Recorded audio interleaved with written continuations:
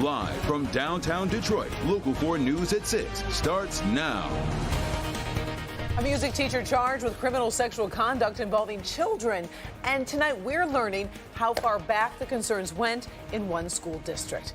Thanks, everybody, for being with us here at 6. I'm Karen Drew, in for Kimberly tonight. And I'm Damon Fernandez, in for Devin. Now, the man facing several sex crime charges right now is Lamar Willis. On December 18th, Southfield Schools sent this letter notifying parents and guardians that they started investigating allegations against Willis back in March, and he'd resigned in June. But it would be several more months before any criminal charges. Our Megan Woods is live with what we know about those charges, also about another school district where Willis worked. Megan. That's right, Karen, Demond, and you mentioned about these allegations. They were allegations of inappropriate behavior, and so Southfield Public Schools says they jumped on that quickly, but then they also did their own internal investigation, worked with police on their investigation, and then Detroit Public Schools Community District says that they even looked into this and that they put this instructor on administrative leave. Take a look. According to court documents, Lamar Willis is facing 4 counts of criminal sexual conduct second degree and 3 counts of accosting children for immoral purposes. All 7 charges are felonies, and that these offenses happened in January 2022. In a letter sent home to parents, Southfield Public Schools says not only have they been cooperating with the police investigation, they launched their own internal investigation back in March 2023. That's also when Lamar Willis was put on immediate suspension. In June, he resigned, and from what the district knows, he has had no contact with their students or staff since then. His LinkedIn page says he is also a vocal music teacher for Detroit Public School Community District and piano instructor for Cranbrook Schools. DPSCD's spokesperson, Crystal Wilson, released this statement saying, and quote, per district policy, Mr. Willis was placed on administrative leave on December 15th following an alert from the Southfield Prosecutor's Office pending criminal charges. He was hired by the district in the fall. At the time of his hire, there were no known criminal or misconduct records. So we have reached out to Cranbrook Schools. We've also reached out to Lamar Willis' attorney and have not heard back. Now, Southfield Public Schools also explains that they're reviewing their protocols to make sure something like this doesn't happen and that their families, their students are safe. Reporting live, I'm Megan Woods, Local 4. Good point. Those protocols do need to be looked after, for sure. All right. Thank you, Megan. Appreciate it. Now to that startling video we first showed you yesterday of a gunman chasing after a man who was just trying to help after witnessing a crash in Garden City. Well, the man with the gun shot the Good Samaritan in the head, and now many are wondering, what would we do or what should we do in a similar situation? Will Jones is live with what police are saying about that. Hey, Will. Demond, first thing is, fortunately, Antoine Williams survived, but it was a very close call. And after that scary result, I wanted to know from police how to navigate a similar situation. Leave! Leave! Come here. I didn't do it! Antoine Williams is recovering after being shot in the head after witnessing a car crash yesterday morning in Garden City and trying to help. One of the people involved in the crash responded with gunfire and chased him inside a gas station. That suspect was later killed by Garden City police, but being a good Samaritan almost cost Williams his life. We talk about it all the time, especially like on the freeways where we advise people not to get involved with traffic crashes because a lot of time those witnesses or those good Samaritans end up getting hit by another car. This incident didn't happen on a freeway, but it did happen on a busy roadway, Ford and Vinoy. MSP Lieutenant Mike Shaw says it's always best to call 911, which Williams did first. Lock the door. Hey, you! Lock the door! Lock the door! Here's somebody that, for whatever reason that we're trying to determine, decides that they're going to fire a weapon at witnesses instead of, get their help. And Shaw says if you're going to help, be cautious. It's something that you're going to have to kind of evaluate as you go along, but just know in the back of your head, not every situation may be what you think it is. Please!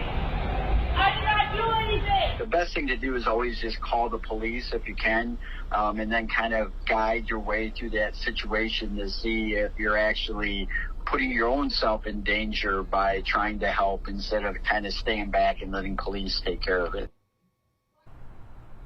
Williams texted me today saying what happened to him was a tragedy, but he would still help again because he would want someone to help his family. We're live tonight. Will Jones, Local 4.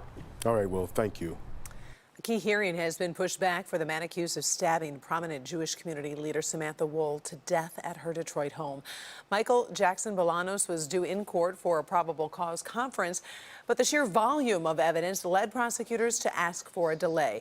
They say they need more time to hand over about 2 terabytes of digital material to the defense team, along with more discovery still being gathered. The probable cause conference is now set for January 2nd. The Michigan Supreme Court is rejecting an attempt to remove former President Donald Trump from the 2024 ballot. The rejected argument was based on the U.S. Constitution's 14th Amendment ban on insurrectionists. Now, the order comes after the Michigan Court of Appeals this month rejected similar challenges to Mr. Trump's spot on the state's primary ballot. Mr. Trump applauded the decision on social media, saying the Michigan justices strongly and rightfully denied the challenge to his eligibility. But Secretary of State Jocelyn Benson says the issue isn't settled. She hopes the U.S. Supreme Court will decide the matter sooner rather than later. All right, lots to talk about in weather. We've got a month with very little snow, a lot of rain. It's warm weather. We're kind of breaking records or making records. Making records, but we know that the temperatures are going to be dipping a little bit and the rain's coming in. It even looks like a little fog coming in on that camera right there. Brett Collar's in for Kim Adams tonight. Hey, Brett, you're monitoring things. Yeah, we've got this rain, we've got some fog, we've got mild temps. It's just not really typical this time of the year to see this kind of weather, but we've got it, and the next couple days, this is what we're going to be seeing. A lot of raindrops on the camera lens across Metro Detroit, but despite that, a lot of skaters still downtown tonight, so maybe some light rain or some drizzle across the area the next couple of hours. But aside from that, a lot of us should be dry. Temps are in the 40s, about 10 degrees below where they were this time yesterday, but still well above where we should be this time of the year. With this area of low pressure nearby, we're going to have some light rain or some drizzle kind of swinging through the next couple of hours. The heavier and more widespread rain has been off to our east today, but for the rest of this evening, a lot of clouds and again, some light rain or drizzle, and again, some fog is possible as well. The weekend does look a little bit better. We'll show you that in just a bit. All right, thank you, Brett. Well, with about 8 minutes left in last night's game, Cade Cunningham hit a 3-pointer to put the Pistons up by 5. There's hope. There was hope, yeah, for sure. You know, fans inside the LCA were on their feet, shouting at the top of their lungs like it was Game 7 of the NBA Finals. Well, a few short minutes later, the Pistons had given up 13 straight points, and some fans started chanting, "Sell the team." By the final minute, that phrase echoed throughout the arena. As Jason Colthorpe shows us, the frustration doesn't only stem from an NBA record 27 straight losses. It's been brewing for years.